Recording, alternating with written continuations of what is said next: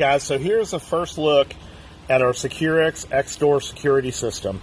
All of our parts are machined out of solid billet aluminum. The part goes up underneath the hinge right there. We've got a security bolt that gets bolted in place. I'll go ahead and get the nut on the back side of it.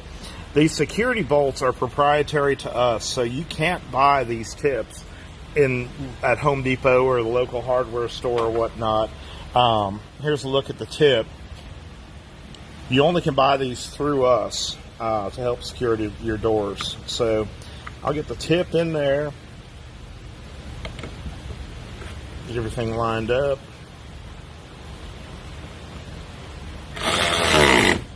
And get it tightened down. So at this point now, this hinge is locked onto the door and cannot be lifted off, securing your X-Doors.